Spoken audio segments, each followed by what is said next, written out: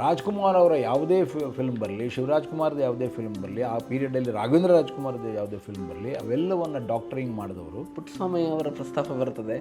ಆ ಕಾಲದ ರಂಗಭೂಮಿಯಲ್ಲಿ ಅವರು ತುಂಬ ಖ್ಯಾತಿ ವ್ಯಕ್ತ ನಟರಾಗಿದ್ದರು. ಅಣ್ಣ ಅವರು ಬಂದ ಮೇಲೆ ಇಡೀ ಚಿತ್ರಕಥೆಯ ಪಾತ್ರ ಪೋಷಣೆಗಳು ಬೇರೆ ಆಗ್ತಾ ಬಂತು. ಕಲಾತ್ಮಕ ರಂಗಭೂಮಿಯ ಒಬ್ಬ ನಟನ ಅಸ್ಮಿತೆಯನ್ನು ಹೊಸ ಕಾಲದ ಪ್ರೇಕ್ಷಕರಿಗೆ ದಾಟಿಸೋದಿದೆಯಲ್ಲ, ಚೆನ್ನಾಗಿದೆ, ಭಾಳ ಚೆನ್ನಾಗಿದೆ. ಇಬ್ಬರು ಇದರಲ್ಲಿ ಬಾರಲ್ಲಿ ಕೂತ್ಕೊಂಡು ಕುಡಿತಾ ಇರ್ತಾರೆ. ಚೆನ್ನಾಗಿದೆ.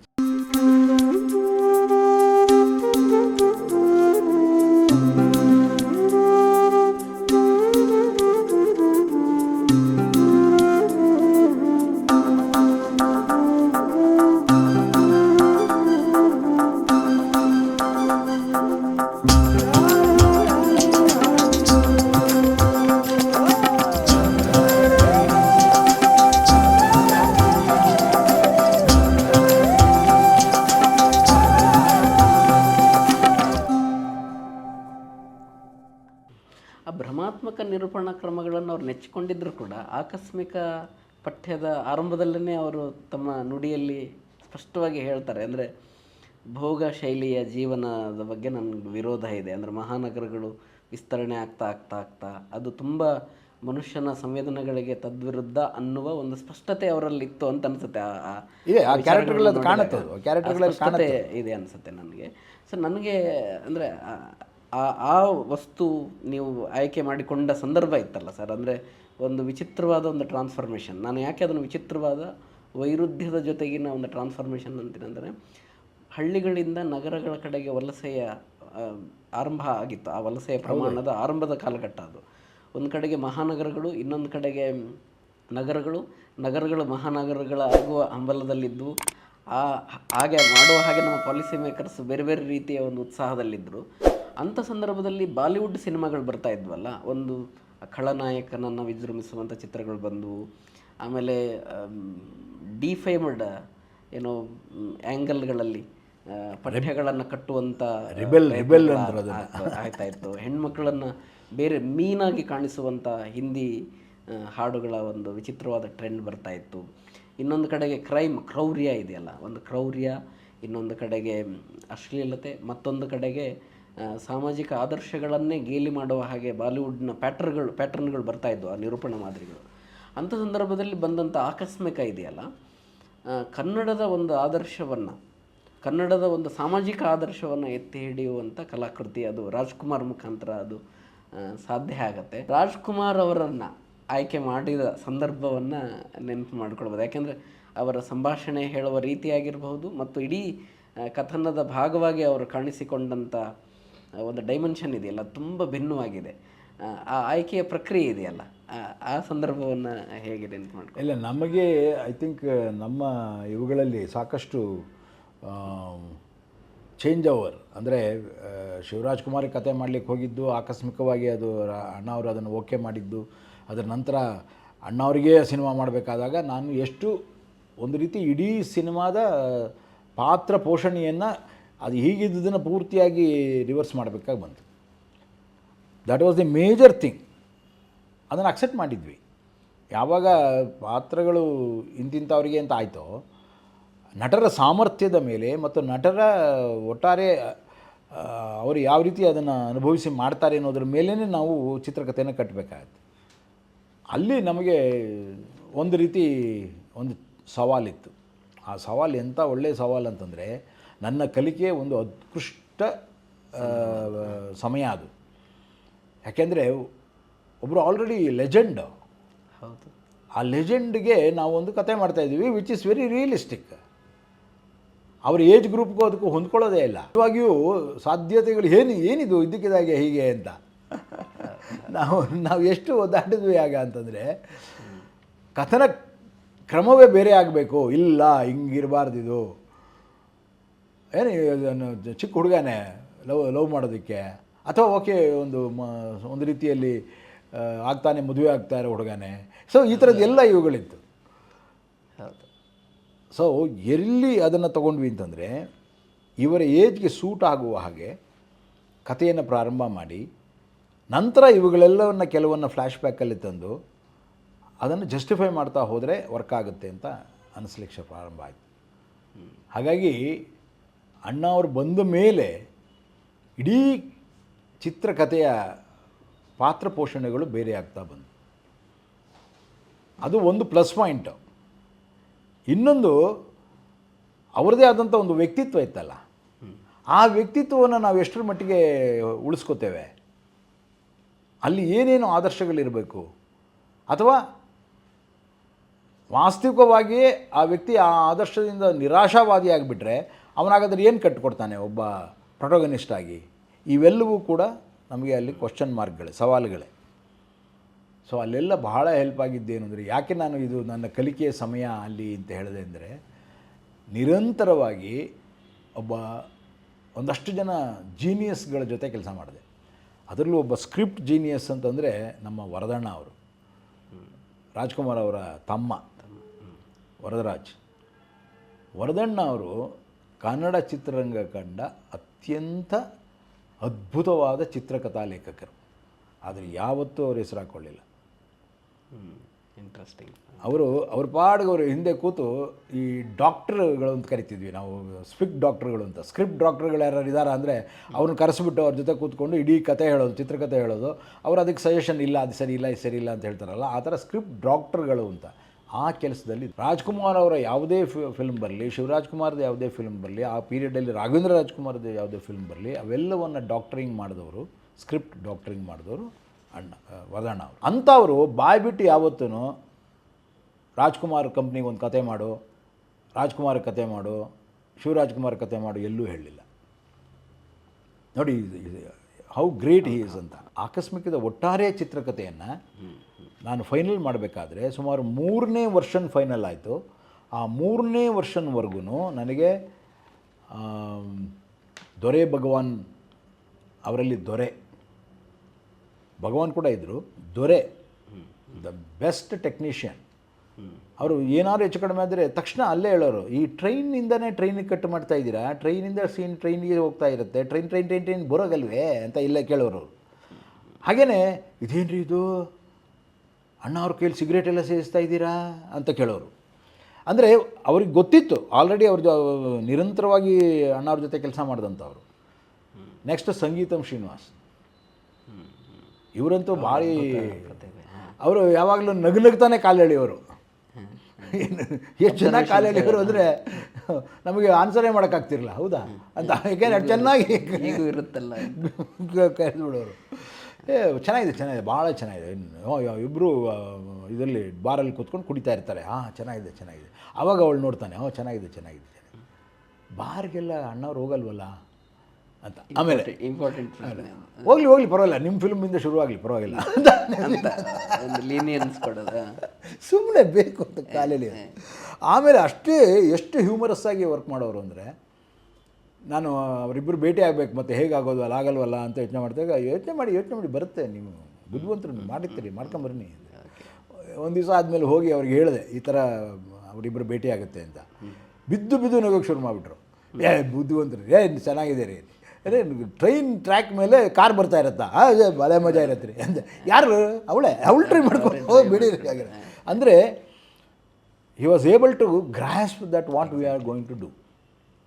ಒಂದು ಹೊಸ ರೀತಿಯ ದೃಶ್ಯಗಳನ್ನು, ಹೊಸ ರೀತಿಯ ಪಾತ್ರ ಪೋಷಣೆಯೊಂದನ್ನು ನಾವು ಟ್ರೈ ಮಾಡ್ತಾ ಇದ್ದೇವೆ ಅನ್ನೋದು ಕಾಣಿಸ್ತಾ ಇತ್ತು ಅವರಿಗೆ. ಸೊ ಹಾಗಾಗಿ ಅವರೆಲ್ಲವನ್ನೂ ಹ್ಯೂಮರಸ್ ಆಗಿ ತೊಗೊಂಡೇ ನಮಗೆ ಅದನ್ನು ಹೇಳ್ತಾ ಹೋದರು. ಭಗವಾನ್ ಇದು ದೊರೆ ಅದನ್ನು ಭಾಳ ನೇರವಾಗಿ ಟೆಕ್ನಿಕಲಿ ಅದನ್ನು ಹೇಳ್ತಾಯಿದ್ರು. ವಿಕ್ರಮ್ ಶ್ರೀನಿವಾಸ್ ಅಂತ ಅವರು ಅದನ್ನು ಬೇರೆ ರೀತಿಯಲ್ಲಿ ಅದನ್ನು ಪ್ರೆಸೆಂಟ್ ಹೇಳ್ತಾಯಿದ್ರು. ಸೊ ಇವರೆಲ್ಲರಿಗೂ ಒಂದಲ್ಲ ಒಂದು ರೀತಿಯಲ್ಲಿ ದೊರೆ ಭಗವಾನು, ಸಂಗೀತಂ ಶ್ರೀನಿವಾಸು ಇವರೆಲ್ಲರಿಗೂ ಕತೆ ಹೇಳಿದ್ರಿಂದಾಗಿ ಕಥೆಯಲ್ಲಿ ಅವರು ಕೇಳುವ ಎಲ್ಲ ಪ್ರಶ್ನೆಗಳಿಗೆ ಉತ್ತರ ಹೇಳ್ತಾ ಇನ್ಯಾರು ಪ್ರಶ್ನೆ ಕೇಳಿದ್ರು ನಾನು ಉತ್ತರ ಹೇಳಬಲ್ಲೆ ಅನ್ನುವಂತಹ ಧೈರ್ಯ ಬರೋಕ್ಕೆ ಶುರುವಾಯಿತು. ದಟ್ ಈಸ್ ವೇರ್ ಅಣ್ಣವ್ರಿಗೆ ಆ ಸಿನಿಮಾ ಮಾಡೋಕ್ಕೆ ಹೊರಟಾಗ ಮೊದಲು ಇಲ್ಲ ಸಾಧ್ಯನೇ ಇಲ್ಲ, ಇದು ಅಣ್ಣವ್ರಿಗೆ ಮಾಡಲಿಕ್ಕೆ ಕಷ್ಟ ಆಗ್ಬೋದು ಏನೋ ಅಂತ ಅಂದ್ಕೊಂಡಿದ್ದವನಿಗೆ, ಸಾಧ್ಯ ಯಾಕಿಲ್ಲ ಮಾಡೇ ಬೇಡೋಣ ಅನ್ನುವಂತಹ ಧೈರ್ಯ ಬಂದದ್ದು ಮಾಡಿ ಈ ಥರದ ಚರ್ಚೆಗಳ ಮುಖಾಂತರ. ಸೊ ಹಾಗಾಗಿ ಸ್ಕ್ರಿಪ್ಟ್ ಜೀನಿಯಸ್ಗಳು ಕೆಲವರಿದ್ದರು ನಮ್ಮಲ್ಲಿ, ಅವ್ರ ಜೊತೆ ಕೆಲಸ ಮಾಡಿದ್ದೀವಿ. ಭಾಳ ಒಳ್ಳೆ ಸ್ಕ್ರಿಪ್ಟ್ ಫಾರ್ಮ್ ಆಯಿತು. 3rd ವರ್ಷನ್ ಓಕೆ ಆಯಿತು. ನನ್ನ ಯಾವುದೋ ಮೊದಲನೇ ವರ್ಷನಲ್ಲಿ ಓಕೆ ಆಗಲ್ಲ.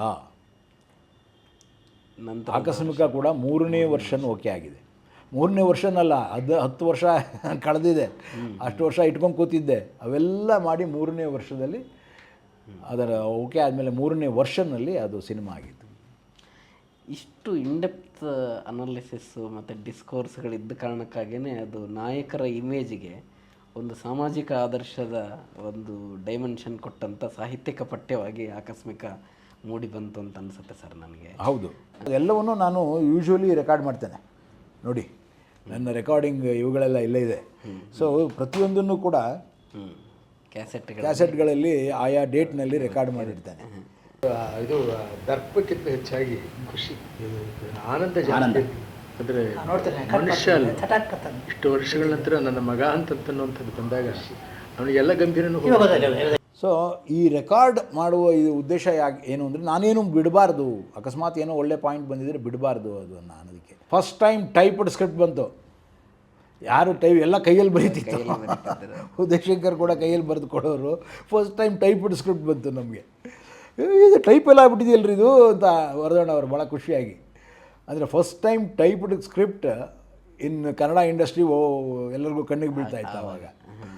ಸೊ ಹಾಗಾಗಿ ನಾನು ಪಾಲ್ ಸುದರ್ಶನ್ ಕೂತು ಮಾಡಿದಂಥ ವರ್ಷನ್ ಏನಿದೆ ಅದು, ಮತ್ತು ಉದಯಶಂಕರ್ ಮಾಡಿದ ಕೆಲವು ಡೈಲಾಗ್ಗಳು, ಇವುಗಳೆಲ್ಲದರ ಸಮ್ಮಿಶ್ರಣ ಅಲ್ಲಿದೆ. ನಾನು ಯಾವಾಗಲೂ ಒಬ್ಬ ರೈಟರ್ ಜೊತೆ ಅದನ್ನು ಬಳಸೋದಿಲ್ಲ. ಇನ್ನೊಂದು 2-3 ರೈಟರ್ಗಳನ್ನ ಅದರಲ್ಲಿ ಇನ್ವಾಲ್ವ್ ಮಾಡ್ತೇನೆ. ಸೊ ದಟ್ ಅವರ ವರ್ಷನ್ನು ಇವ್ರ ವರ್ಷನ್ ಎಲ್ಲ ತೊಗೊಂಡು ನನಗೇನು ಬೇಕೋ ಅದನ್ನು ತೊಗೋತೀನಿ. ಸೊ ಹಾಗಾಗಿ ಉದಯಶಂಕರ್ ಅವ್ರ ಜೊತೆ ಆ ಕೆಲಸ ಒಂದು ಅರ್ಥದಲ್ಲಿ ಪಾಲ್ ಜೊತೆ ಅದು ಕಂಪ್ಲೀಟ್ ಆಯಿತು. ಆದರೆ ಉದಯಶಂಕರ್ ಅವ್ರಿಗೆ ಇನ್ನೊಂದು ಶಾಕ್ ಇತ್ತು ಅದರಲ್ಲಿ. ಏನಪ್ಪ ಅಂತಂದರೆ, ಹಂಸಲೇಖರು ಎಲ್ಲ ಹಾಡುಗಳನ್ನು ನಾನೇ ಬರಿತೀನಿ ಅಂತ ಕೂತಿದ್ರು. ನನಗೆ ಹಾಡು ಬರೆಯೋದು ಮತ್ತು ಮ್ಯೂಸಿಕ್ ಡೈರೆಕ್ಷನ್ನು ಎರಡೂ ಕೊಟ್ಟರೆ ಮಾತ್ರ ನಾನು ಮ್ಯೂಸಿಕ್ ಮಾಡೋದು ಅಂತ ಹೇಳ್ಬಿಟ್ಟಿದ್ರು ಅಮ್ಮ ಅವ್ರಿಗೆ. ಅದಕ್ಕೆ ಅಮ್ಮ ಅವರು, ನೀನು ಉದಯಶಂಕರ್ಗೆ ಹೇಳ್ಬಿಡಪ್ಪ ಅಂತ ನನಗೆ. ಸೊ ಒಂದರ್ಥದಲ್ಲಿ ಅವ್ರಿಗೆ ಅದನ್ನು ಹೇಳಿದೆ, ಎಲ್ಲ ಅವರೇ ಮಾಡ್ಕೊಳ್ಳಿ ಬಿಡಪ್ಪ, ಎಲ್ಲ ಅವರೇ ಮಾಡ್ಕೊಳ್ಳಿ ಬಿಡಪ್ಪ ಅಂತ ಹೇಳ್ತಾರೆ. ಆದರೆ ಒಂದಾದರೂ ಹಾಡು ಇವ್ರ ಹತ್ರ ಬರೆಸ್ಬೇಕು ಅಂತ ನನ್ನ ಆಸೆ ಇತ್ತು. ಆಗಲಿಲ್ಲ. ಅದು ಒಟ್ಟಿನಲ್ಲಿ ಎಲ್ಲ ಹಾಡು ಅವರೇ ಬರೆದಿದ್ದು. ಅದರಲ್ಲಿ ಒಂದು ಹಾಡು ರಂಗಗೀತೆ. ಹಾಗಾಗಿ ನಾನು ಉಳಿದ 4 ಹಾಡು ಅವರು ಬರೆದಿದ್ದು. ಸೊ ಅದೊಂದು ಪ್ರಾಬ್ಲಮ್ ಆಯಿತು. ಒಟ್ಟಿನಲ್ಲಿ ಉದಯಶಂಕರ್ ಅವರ ಒಟ್ಟಾರೆ ಕಾಂಟ್ರಿಬ್ಯೂಷನ್ ಏನಿದೆ ಅದರಲ್ಲಿ ಅವರು ಪೂರ್ಣ ಪ್ರಮಾಣದ ಸಾಹಿತ್ಯ ಇದರಲ್ಲಿ ಇಲ್ಲ. ಉದಯಶಂಕರ್ ಅವರ ಜೊತೆಯಲ್ಲಿ ಪಾಲ್ ಸುದರ್ಶನ್ದಿದೆ, ಸಂಗೀತದಲ್ಲಿ ಹಂಸಲೇಖರ್ದಿದೆ. ಚಿತ್ರ ಸಾಹಿತ್ಯ ಏನಿದೆ ಅದು, ಚಿತ್ರ ಸಾಹಿತ್ಯ ಅಂದರೆ ನಾನು ಯಾವಾಗಲೂ ಕನ್ಸಿಡರ್ ಮಾಡೋದು ಅದರಲ್ಲಿ ಬರುವ ಎಲ್ಲ ಸಾಹಿತ್ಯಿಕ ಅಂಶಗಳನ್ನು, ಕವನ ಸಪ್ರೇಟ್ ಅಲ್ಲ, ಡೈಲಾಗ್ ಸಪ್ರೇಟ್ ಅಲ್ಲ, ಚಿತ್ರಕಥೆ ಸಪ್ರೇಟ್ ಅಲ್ಲ, ಅವು 3 ಒಟ್ಟಾಗಿ ಸೇರಿಕೊಂಡು ಚಿತ್ರ ಸಾಹಿತ್ಯವಾಗುತ್ತೆ ಅಂತ ನಾನು ಯಾವಾಗಲೂ ಹೇಳೋದು. ಅದರಿಂದಲೇ ನಾನು ಸಾಹಿತ್ಯ ಅಂತ ಯಾರು ಹೇಳಿದ್ರೆ, ಈ 3 ಜನ ಬೇರೆ ಬೇರೆಯವರು ಬರೆದಿರ್ತಾರೆ, ಅವರೆಲ್ಲರ ಕಲೆಕ್ಟಿವ್ ಎಫರ್ಟು ಚಿತ್ರ ಸಾಹಿತ್ಯ ಆಗಿರುತ್ತೆ ಅಂತ. ಚಿತ್ರ ನಾಟಕ ಏನಿದೆ, ಸ್ಕ್ರಿಪ್ಟ್ ಏನಿದೆ, ಅದನ್ನು ಎಷ್ಟೋ ಸಲ ನಾನು 2-3 ಜೊತೆ ಬರೆದಿದ್ದೇನೆ. ಸಂತ ಶಿಶುನಾಳದಲ್ಲಿ ಬೇಕಾದ್ರೆ ನೀವು ನೋಡ್ಬೋದು, ಸಿ ಅಶ್ವಥ್, ಬಸವರಾಜ್, ನಾನು 3-4 ಜನ ಹೆಸರಿದೆ ಅದರಲ್ಲಿ. ಸೊ ಯಾವುದೇ ಇದು ಆ ರೀತಿ ಆದಾಗ ಕಲೆಕ್ಟಿವ್ ಆಗಿ ಕ್ವಶನಿಂಗ್ ಮೈಂಡ್ಗಳು ಜಾಸ್ತಿ ಆಗುತ್ತೆ, ಆನ್ಸರ್ಗಳು ತಕ್ಷಣ ಅಲ್ಲಲ್ಲೇ ಬರುತ್ತೆ, ರಿಫೈನ್ ಆಗುತ್ತೆ. ಆ್ಯಂಡ್ ಬೇರೆಯವರು ಯಾರೋ ನೋಡಿದ ಮೇಲೆ ಬೈಯೋದಿದೆಯಲ್ಲ, ಅದ್ರ ಬದಲು ಈಗಲೇ ಬೈದು ಬಿಟ್ಟಿರ್ತಾರೆ. ಸೊ ಹಾಗಾಗಿ ಆಕಸ್ಮಿಕದಲ್ಲಿ ಕೂಡ ಉದಯಶಂಕರ್ ಅವರದ್ದು ಒಂದು ಪೋರ್ಷನ್ ಇದೆ. ಅಂದರೆ ಒಂದು ಸ್ವಲ್ಪ ಆ ರೀತಿ ಅರ್ಥದಲ್ಲಿ ನನ್ನನ್ನು ಕರ್ಕೊಂಡು ಹೋಗಿದ್ದು, ಇಂಟ್ರೊಡ್ಯೂಸ್ ಮಾಡಿದ್ದು, ಕಥೆಯನ್ನು ಇದು ಮಾಡಿದ್ದು, ಅಪ್ರೂವ್ ಮಾಡಿದ್ದು, ಇವೆಲ್ಲವೂ ಅವರಿಂದನೇ ಆಗಿದ್ದು. ಬಟ್ ಅದರ ಔಟ್ಕಮಲ್ಲಿ ಅವರದು ಅಷ್ಟು ಕೊಡುಗೆ ಇಲ್ಲ. ಆದರೆ ಅವ್ರ ಹೆಸರು ಉಳಿಸ್ಕೊಂಡಿದ್ದೀವಿ. ಈಗಲೂ ಟೈಟಲ್ ಕಾರ್ಡಲ್ಲಿ ಅವ್ರ ಹೆಸರೇ ಬರೋದು, ಸಂಭಾಷಣೆ ಅಂತ. ಪಾಲ್ ಸುದರ್ಶನ್ ಹೆಸರಿಲ್ಲ. ಮತ್ತು ಇಷ್ಟು ವಿವರಗಳನ್ನು ಕೇಳೋ ಕಾಲಕ್ಕೆ ನನಗೆ ರಾಜ್ಕುಮಾರ್ ಅವರ ಓದಿನ ಕ್ರಮಗಳ ಕುರಿತಾದ ಒಂದು ಕುತೂಹಲ ಬರುತ್ತೆ ಸರ್. ಅಂದರೆ ರೀರೈಟ್ ಆಗುವಂಥದ್ದು, ಇದು ಯಾಕೋ ನನಗೆ ಇದು ಇಷ್ಟ ಆಗ್ತಾ ಇಲ್ಲ ಅಂತ ಹೇಳೋದಾಗಲಿ, ಅಥವಾ ನನಗೆ ಅನಿಸೋದೇನೆಂದರೆ ಅಷ್ಟು ಇಂಡೆಪ್ತಾಗಿ ಅವರು ಯಾವ ರೀತಿಯಲ್ಲಿ ಓದ್ಕೊಳ್ತಿದ್ರು, ಒಂದು ಸಾಹಿತ್ಯವನ್ನು ಒಳಗೊಳ್ಳುವ ಬಗೆ ಹೇಗಿತ್ತು. ಅಂದರೆ ನಿಮ್ಮ ಚರ್ಚೆಯ ಸಂದರ್ಭದಲ್ಲಿ ಆಕಸ್ಮಿಕವನ್ನೇ ಉದಾಹರಣೆಯಾಗಿ ಹೇಳೋದಾದರೆ ಆ ಅನುಭವಗಳು, ಅವರ ಓದಿನ ಕ್ರಮ, ಈಗ ನಾವು ಸಿನಿಮಾವನ್ನು ಓದಬೇಕು ಅಂತ ಮಾತಾಡೋ ಕಾಲಕ್ಕೆ ಆ ಓದಿನ ಪ್ರಜ್ಞೆ ಅಂತಸ್ಥಗೊಳಿಸಿಕೊಂಡು ಅವರು ಒಂದು ಕೃತಿಯನ್ನು ನೋಡುವಂಥದ್ದಿತ್ತಲ್ಲ, ಆ ಥರದ್ದು ಹೇಗಿತ್ತು ಸರ್ ಅದು? ಓದ್ತಾ ಇದ್ದರು, ಅದರ ಬಗ್ಗೆ ಎರಡನೇ ಮಾತಿಲ್ಲ. ಯಾಕೆಂತಂದರೆ ಅವರು ಏನು ಓದ್ತಾ ಇರಲಿಲ್ಲ, ಓದಿಲ್ಲ, ಇದರ ಏನೇನೋ ಹೇಳ್ತಾರೆ, ಇಲ್ಲ. ಪಾರ್ವತಮ್ಮನವರಂತೂ ಯಾವ ಕಾದಂಬರಿ ಸಿಕ್ಕರೂ ಓದ್ತಾಯಿದ್ರು. ವರದಣ್ಣ ಅಂತೂ ಯಾವ ವೈಚಾರಿಕ ಸಾಹಿತ್ಯ ಕೂಡ ಅವರು ಓದ್ತಾಯಿದ್ರು. ಅವ್ರು ಯಾವ್ದಾದ್ರು ಒಂದು ರೆಫರ್ ಮಾಡಿದ್ರೆ ಹೌದು ಅವನದಲ್ವಾ ಇವ್ರದಲ್ವಾ ಅಂತ ನನಗೆ ಗೊತ್ತಿಲ್ಲದಿರೋ ಹೆಸರುಗಳೆಲ್ಲ ಹೇಳ್ಬಿಡೋರು. ಅಣ್ಣವರು ಕೂಡ ಅಷ್ಟೇ, ಯಾವುದಾದ್ರು ಒಂದು ಅವ್ರು ಮಾಡ್ತಾಯಿದ್ದಾರೆ ಅಥವಾ ಯಾವುದೋ ಒಂದು ಸಾಹಿತ್ಯ ಅವರು ಹಾಡ್ತಾ ಇದ್ದಾರೆ ಅಂದರೆ ಅದರ ಸಾಹಿತ್ಯದ ಮೂಲ, ಸಾಹಿತಿ ಇತ್ಯಾದಿ ಎಲ್ಲವನ್ನೂ ಕೂಡ ಅವರು ಯೋಚನೆ ಮಾಡಿ ಓದಿ ತಿಳ್ಕೊಂಡೇ ಅದರ ನಂತರ ಅದರೊಳಗೆ ಎಂಟ್ರಾಗ್ತಾಯಿದ್ರು. ಸಿದ್ಧತೆ ಇರ್ತಿತ್ತು ಅವ್ರದ್ದು, ಯಾವಾಗಲೂ ಒಂದು ಸಿದ್ಧತೆ ಇರ್ತಿತ್ತು. ಆ ಪರಿಶ್ರಮ ಭಾಳ ಚೆನ್ನಾಗಿ ಕಾಣಿಸ್ತಾ ಇತ್ತು. ಅದರಿಂದಲೇ ಅವರು ಅಷ್ಟು ಸಾಧನೆ ಮಾಡೋಕ್ಕೆ ಸಾಧ್ಯ ಆಗಿದ್ದು. ಸೊ ಇದು ಎಲ್ಲವೂ ಒಂದು ಕಡೆ ಇದ್ದರೆ ಅವರ ಅನುಭವ ಸಾಹಿತ್ಯ ಇದೆಯಲ್ಲ ಅದು ಭಾಳ ದೊಡ್ಡದು. ಯಾಕೆಂದರೆ ಚಿಕ್ಕ ಹುಡುಗನಾಗಿದ್ದಾಗ ಕೂಡ ರಂಗಭೂಮಿಗೆ ಬಂದವರು ಅವರ ಅಪ್ಪನ ಜೊತೆಯಲ್ಲಿ. ರಂಗಭೂಮಿಯೇ ಒಂದು ವಿರಾಟ್ ವಿಶ್ವವಿದ್ಯಾಲಯ ಅದು. ಅಲ್ಲಿ ಏನೆಲ್ಲ ಅವರಿಗೆ ಸಿಕ್ಕಿದೆ ಅಂದರೆ ಆ ಅನುಭವದ ವಿಶ್ವವಿದ್ಯಾಲಯ ಏನಿದೆ ಅದರಲ್ಲಿ ಅವರು ಕಂಡದ್ದು ಕೇಳಿದ್ದು ಇವೆಲ್ಲವೂ ಸೇರಿ ಆ ಸಾಹಿತ್ಯ ಏನಿತ್ತು ಅದು ಬಹಳ ದೊಡ್ಡದಾಗಿ ಸಿಗ್ತಿತ್ತು. ನಾನು ಕೆಲವು ಇವುಗಳಲ್ಲಿ ರೆಕಾರ್ಡ್ ಮಾಡಿದ್ದಿದೆ, ಅದನ್ನು ಕೇಳಿಸ್ತೇನೆ. ಜವಾಬ್ದಾರಿ ನೀವು ಯಾವ ದಾರಿ ಹಿಡಿತೀರಿ ಅನ್ನೋ ನಮಗೆ ಚೆನ್ನಾಗಿ ಅರ್ಥವಾಗುತ್ತೆ. ಅದೇ ಮಾಡಿ, ಅಷ್ಟೇ ಉತ್ತರ. ಅದರಲ್ಲಿ ಹೇಳ್ತಾರೆ ಅವರು ಮಧ್ಯ ನಾವು ಡಿಸ್ಕಷನ್ ನಡೀತಿರ್ಬೇಕಾದ್ರೆ ಇದ್ದಕ್ಕಿದ್ದಾಗೆ ಅವ್ರ ವಾಯ್ಸ್ ಬರೋದು, ಏನಪ್ಪ ಅಂತ ಶುರು ಮಾಡೋರು. ಏನದು ಅಂತ ಕೇಳಿದ್ರೆ ಅವರ ಅನುಭವದಲ್ಲಿದ್ದಂತಹ ಒಂದು ಕಥಾನಕವನ್ನು ಅಥವಾ ಪಾತ್ರವನ್ನು ಅಥವಾ ನೆನಪು ಮಾಡ್ಕೊಳ್ಳೋದು, ಒಂದು ಸನ್ನಿವೇಶವನ್ನು ನೆನಪು ಮಾಡ್ಕೊಂಡು ಹೇಳೋರು. ಭಾಳ ಚೆನ್ನಾಗಿರೋ. ಬಹುಶಃ ನನಗೆ ಆ ಚರ್ಚೆ ಇದೆಯಲ್ಲ, ಆ ಚರ್ಚೆ ಆ ಆಕಸ್ಮಿಕ ಸಿನಿಮಾದ ಒಳಗೆ ಈಗಾಗಲೇ ಆಗಿ ಹೋಗಿರುವಂಥ ರಂಗಭೂಮಿಯ ಕಲೆಯ ಇತಿಹಾಸದ ಎಳೆಯನ್ನು ಪ್ರಸ್ತಾಪಿಸೋದಕ್ಕೂ ಕಾರಣ ಆಯ್ತೇನೋ ಅಂತ ಅನ್ಸುತ್ತೆ. ಅಲ್ಲಿ ಪುಟ್ಟಸ್ವಾಮಯ್ಯ ಅವರು ಬರ್ತಾರಲ್ಲ, ಒಂದು ಸನ್ನಿವೇಶದಲ್ಲಿ ಪುಟ್ಟಸ್ವಾಮಯ್ಯ ಅವರ ಪ್ರಸ್ತಾಪ ಬರ್ತದೆ.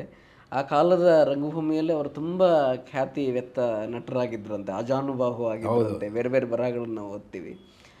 ಅದನ್ನು ಕಟ್ಟುವ ಹಾಗೆ, ನಮ್ಮ ಸ್ಮೃತಿಗೆ ಕಟ್ಟುವ ಹಾಗೆ ಅದು ಒಂದು ಪಾಸಿಂಗ್ ರೆಫರೆನ್ಸ್ ಆಗಿ ಅಲ್ಲಿ ಬರುತ್ತೆ ಸರ್. ನಾನು ಆ ಹಾಡುಗಳಿಗೆ ಸಂಬಂಧಪಟ್ಟ ಸಂಚಿಕೆಯಲ್ಲಿ ಇವನ್ನೆಲ್ಲ ಹೇಳ್ತೇನೆ. ಆ ಹಾಡು ಹುಟ್ಟಿದ್ದೆ ಹಾಗೆ, ಅದರ ವಿವರಣೆಗಳೇನು ಅವೆಲ್ಲವನ್ನು ಹೇಳ್ತೇನೆ, ಅದರಲ್ಲಿದೆ ಅದು. ನನಗೆ ಕುತೂಹಲ ಏನಂದರೆ ಸರ್, ಅಂದರೆ ಒಂದು ಸಿನಿಮಾದ ಪಠ್ಯದ ಒಳಗೆ ಕಲಾತ್ಮಕ ರಂಗಭೂಮಿಯ ಒಬ್ಬ ನಟನ ಅಸ್ಮಿತೆಯನ್ನು ಹೊಸ ಕಾಲದ ಪ್ರೇಕ್ಷಕರಿಗೆ ದಾಟಿಸೋದಿದೆಯಲ್ಲ, ಇತಿಹಾಸವನ್ನು ಒಂದು ಈಗಾಗಲೇ ಆಗಿ ಹೋದ ಒಂದು ಕಲಾತ್ಮಕ ಇತಿಹಾಸದ ಒಂದು ರೆಪ್ರೆಸೆಂಟೇಟಿವ್ ಐಕಾನನ್ನು ಹೊಸ ಕಾಲದಲ್ಲಿ ರವಾನಿಸುವಂಥ ಒಂದು ಐತಿಹಾಸಿಕ ಪಠ್ಯವಾಗಿ ಅದು ನನಗೆ ಇಷ್ಟ ಆಗುತ್ತೆ ಸರ್. ಆ ಕಾಂಟೆಕ್ಸ್ಟಲ್ಲಿ ನಾವು ಯೋಚನೆ ಮಾಡಿದ್ರೆ ತುಂಬ ಮಹತ್ವದ ಕಾಂಟ್ರಿಬ್ಯೂಷನ್. ಇಲ್ಲ, ಖಂಡಿತ ಖಂಡಿತ. ನಾನು ಅದಕ್ಕೆ ನೋಡಿ, ಕೇವಲ ತಾರಾಸು ಅವರ ಸಾಹಿತ್ಯ ಅಷ್ಟೇ ಅಲ್ಲ ಇದರಲ್ಲಿ. ಸೊ ತಾರಾಸು ಅವರು ಬರೆಯದೇ ಇರುವಂತಹ ಹಲವು 10 ಬೇರೆ ಬೇರೆ ಉಪಕ್ರಮಗಳೇನೇನಿದ್ದು ಅವೆಲ್ಲವೂ ಕೂಡ ಇದರಲ್ಲಿ ಬರ್ತದೆ ಸರ್. ರಂಗ ಸಾಹಿತ್ಯ ಇದೆ, ಬೇರೆ ರೀತಿಯಲ್ಲಿ ಕಾಣದಂಥ ಮಂಕುತಿಮ್ಮನ ಕಗ್ಗದ ರೆಫರೆನ್ಸ್ ಹೇಳ್ತೇವೆ, ಬದುಕು ಜಟಕ ಬಂಡಿ. ಸೊ ತಾತ್ವಿಕವಾದ ಒಂದು ತತ್ವಪದ ಬರುತ್ತೆ. ಸೊ ಹೀಗೆ ಬೇರೆ ಬೇರೆ ರೀತಿಯಲ್ಲಿ. ಅದಕ್ಕೆ ನಾನು ಇದನ್ನು ಕಲೆಕ್ಟಿವ್ ಆರ್ಟ್ ಅಂತ, ಫೆಡರಲ್ ಆರ್ಟ್ ಅಂತ ಹೇಳೋದು. ಮತ್ತು ಸಾಹಿತ್ಯ ಅಂದ್ಕೊಳ್ಳಿ ಕೇವಲ ಅದಷ್ಟೇ ಅಲ್ಲ, ಇವೆಲ್ಲವೂ ಸೇರಿ ಅದಾವೆ. ತಾರಾಸು ಅವರ ಕತೆ, ನನ್ನ ಚಿತ್ರಕಥೆ, ಉದಯಶಂಕರ್ ಅವರ ಪಾಲ್ ಸುದರ್ಶನ್ ಅವರ ಸಂಭಾಷಣೆ ಮತ್ತು ಸಂಸಲಿಕರ ಕವನಗಳು, ಇವೆಲ್ಲವೂ ಸೇರಿ ಚಿತ್ರ ಸಾಹಿತ್ಯ ಆಗುತ್ತೆ. ರಾಜ್ಕುಮಾರ್ ಹಾಡಿದ ಕಾರಣಕ್ಕಾಗಿ, ಹಂಸಲೇಖ ಬರೆದ ಕಾರಣಕ್ಕಾಗಿ, ಆ ಸಂದರ್ಭದಲ್ಲಿ ತುಂಬ ಮಹತ್ವದ ಕಾಣಿಕೆಯಾಗಿ ಅದು ಕಂಡ ಕಾರಣಕ್ಕಾಗಿ ಅದು ಕನ್ನಡದ ರಾಷ್ಟ್ರಗೀತೆ ಅಂತ ಕರೀತೀವಿ. ಬೇರೆ ಹೀರೋಗಳು ಎಷ್ಟೋ ಸಲ ಎಲ್ಲ ಪ್ರೊಡ್ಯೂಸರ್ನ ಇಡೀ ಇನ್ವೆಸ್ಟ್ಮೆಂಟ್ ವೆಯ್ಟ್ ಮಾಡಿಸ್ತದೆ. ಎಲ್ಲನೂ ಒಂದು ಅರ್ಧ ಗಂಟೆ ಇರಪ್ಪ, ಇದನ್ನು ಡಿಸ್ಕಸ್ ಮಾಡ್ತಿದ್ದೀವಿ ಅಂತೇಳಿ